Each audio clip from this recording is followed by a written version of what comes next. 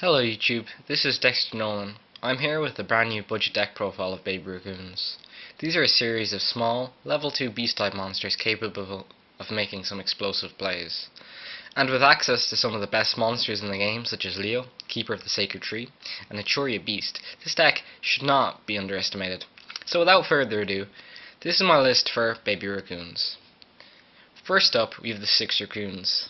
These set up plays and get the engine going. They can be sometimes slow, but that isn't really a problem in this deck since you run a very defensive back row, and your spells can also play a defensive role. Pompoko searches Tantan and then sets him. Then Tantan, when he's flipped face up the next turn, or when attacked into by your opponent's monster, will then search out and toolbox one of the other level 2 beast type monsters in the deck. This deck pretty much runs off these guys as the engine, and all the other toolboxing level 2s are just there to allow you outs and ways to get around and set up combos for other things. Next we have Valerie Fawn. Valerie Fawn is the best of the other level 2s and the one that warrants the most copies. She allows you to discard to special summon a level 2 beast type monster from your graveyard except herself. This means you can have a 1 card rank 2 or maybe a synchro since she is a tuner. Next we have Calantosa. When Calantosa special summon, he destroys 1 card your opponent controls. Simple as, warrants 1 copy as you do not want to dead draw this monster as it needs to be special summoned to get its effect. Triotter boosts by 1000. That is any monster you control, and when used with Sendeu tokens and Sendeu itself, this can lead to some very high attack monsters going into your opponent. Next we have Cerebral. When discarded, it special summons itself. That is all, but it does allow, in other plays, access to Fabled Synchro Monsters. Fabled Synchro Monsters are some of the most powerful in the game. 2 level 4 ones are ran in this extra deck, and I'll show you those later. Wind Up Kitten is probably the best of the level 2 toolbox monsters. It simply returns 1 monster your opponent controls to your opponent's hand. This means Construct will not get its effect, and it removes threats such as that itself. All sorts of monsters this gets around. It gets around Dante recurring from the grave, and so many other things. Just a great card, and it doesn't really warrant the second copy, but it is still the best. That is it for the level 2 beast type monsters. Next we have 2 last beast type monsters called Beast King Barbaros. These guys are just great because it allows you level 10 synchro access. Leo, the Keeper of the Sacred Tree, is one of the most powerful in the game. It also can be summoned off Obedience Gould by tributing the 3 monsters special summoned. This allows for some devastating Regeki-like effects that leave you the 3k beater on the field. This is great against decks that run a lot of traps that don't have the out to it, or against so many other decks that just can't deal with losing so much advantage. Next we have Obedience Gould. Obedience Gould is the MVP of the deck, and it really makes this deck work great, especially going first. It allows you instant access to double Sendeu, or an Achuria Beast, or any other combos you can possibly think of. It simply special summons 3 beasts, level 2 ones of course, and you cannot special summon anything except for beasts for the rest of the turn. 3 Ayers Rock Sunrise. Ayers Rock Sunrise is a monster reborn that also reduces your opponent's monster's attack depending on the amount of beast type monsters in your grave. This also applies to Beast Warrior and Wind Beast and plant monsters, but we don't run those, so that doesn't affect us. Generally, you can do anything with this. You can bring back Leo and Achuria Beast for some devastating plays and very little restrictions, except for the fact you can only use 1 per turn. Next we have some of our monster steal spells.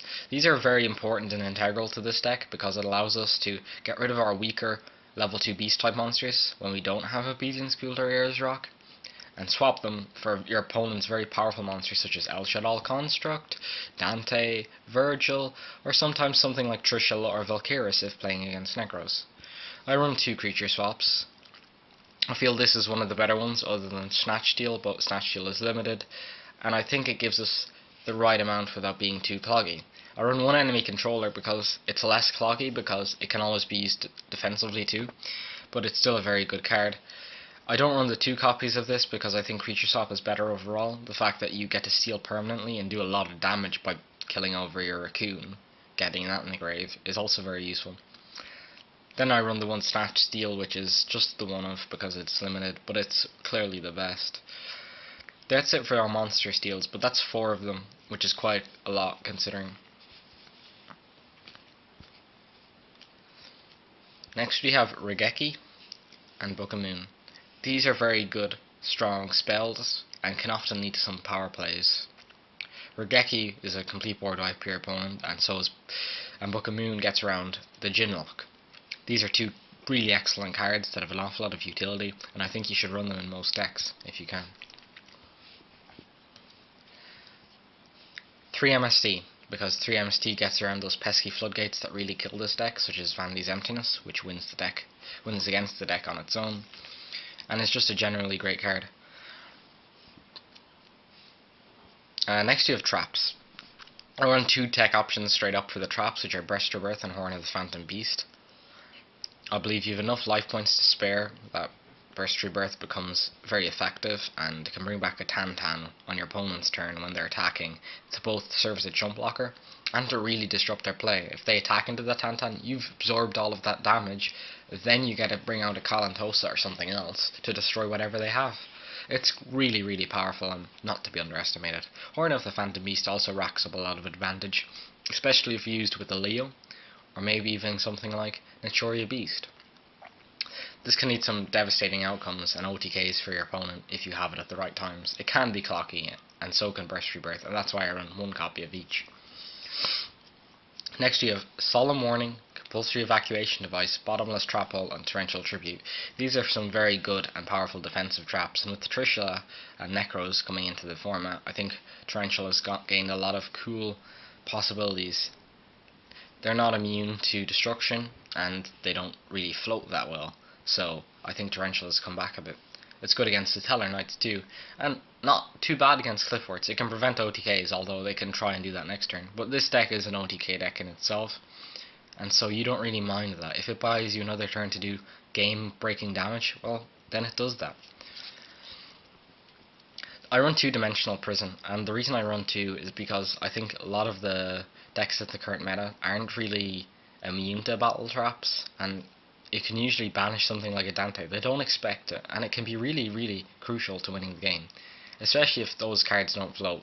It's great against stuff like El Shaddai Construct, where they'll attacking thinking that there's nothing that can stop them, and boom, it really, really hurts them. And I run 3 Fiendish Chain. I think Fiendish Chain is a very important card in this deck. It prevents your weaker Raccoons from dying straight away and negates effects, which can be very, very useful, especially considering a lot of the OTK potential other decks have in this format. Which brings me into another thing. This deck can OTK like crazy. The extra deck is the main cause of this, and I just think it's one of the better parts of this deck. It can run so many traps defensively and play as a control deck, whilst also having so much OTK potential. Something that a lot of format and meta decks that cost a lot of money can't keep up with, considering this is such a budget deck. I run 3 Sandeu. Sandeu is the king of the deck. He's a very defensive and aggressive card all rolled into one. Very easy to make and really cool looking. Sandeu summons a token equal to the attack of the highest monster on the field and cannot be destroyed while you control a beast. It's simple as. As you can imagine, playing around with these tokens with such high attacks, especially if you control something like Leo, is just crazy, and it allows some really, really strong plays. Next we have some of our other rank 2s. I won't go into these too much, as these are more here for toolboxing rather than actual use.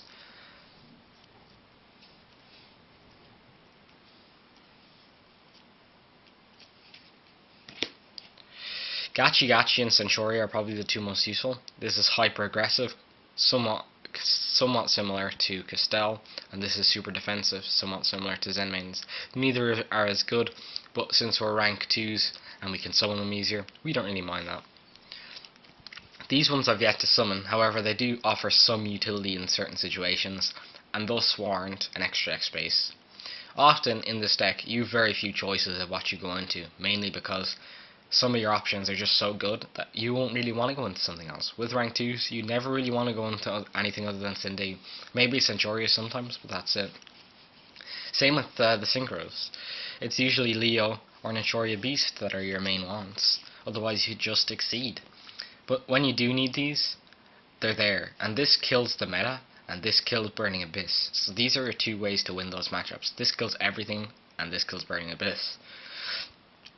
So yeah, you're kind of wanting to summon this. You can summon this by going Obedience Guild, normal summoning any of your monsters, level 2 beasts, making a Sendeu token, sinking the Valerie Fawn, any of the beasts, you know, Tantan, Pumpoke, whatever you summon, and the token for an Enshoria beast.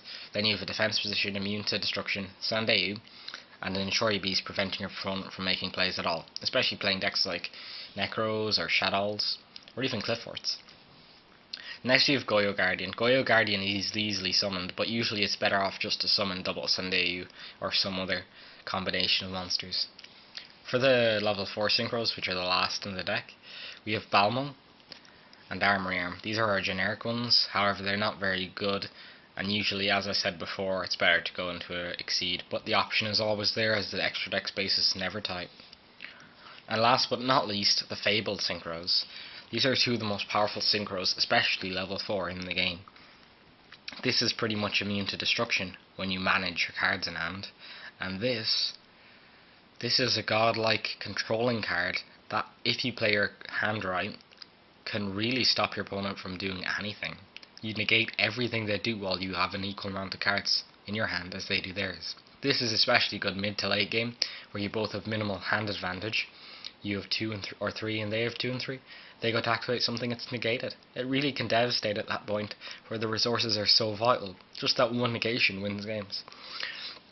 And so I end my Raccoon deck profile, and I really hope you enjoyed it. I hope I went in depth about why the deck is good and my card choices, and I really hope you consider playing this deck. No matter if you're a budget player or a pro player, or no matter what type of player you are, this is a cheap, powerful, strong deck. Very meta relevant, although it doesn't generate a lot of hand advantage. It generates advantage in other places so well that you don't mind that. Thank you very much for watching, guys. This is Dexter Nolan, and I hope you subscribe, comment, or like my video depending on what you felt. Thank you for watching. Peace out.